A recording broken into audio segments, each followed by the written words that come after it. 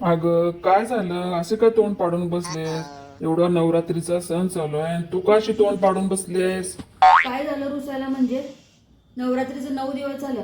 मला म्हणला की तुम्ही नेतो तुला कोल्हापूरच्या अंबाबाईला, औंधला नेतो, इकडं नेतो तिकडं, कुठं तरी देवीला मला नेल्या काय यावेळेला तुम्ही? जाऊया जाऊया. फक्त गावातल्या देवीनं तेवढं नेऊन आणला मला, आणि मला दुसरीकडे कुठंच नेलं नाही तुम्ही. मग काय करू, रुसू नाही तर काय करू मग? इतर वेळेस तर कुठं नेतच नाही, पण निमित्तानं देवीच्या निमित्तानं तर न्यायच ना कुठं तर. हे बघ, कुठं जरी गेलं तरी आपलं भाव महत्वाचे आहेत. देवी काय सगळीकडे सारखेच असते, पण आपलं भाव महत्वाचा आहे. मनापासून केलेल्या प्रत्येक गोष्ट ही देवीपर्यंत पोहोचतेच. त्यासाठी तिथं जाऊन आपण अंबाबाईला जायला पाहिजे, औंधला जायला पाहिजे असं काही नाही.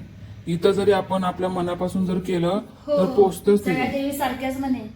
मग स्त्री पण एक आदिशक्तीचं रूपच असते.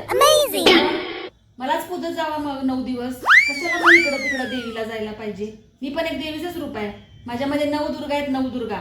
रोज एक माझं रूप दाखवून मग मी तुम्हाला म्हणे स्त्री देवी सारखंच असतात, एक कुठल्या पण देवीला पाया पडलं तर चालतं म्हणे.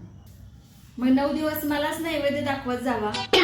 खाऊन निदान मी 9 दिवस आराम तरी करेन, तेवढंच मला 9 दिवस आराम तरी भेटेल, आणि मी जरा तुमच्यावर प्रसन्न होईल मग.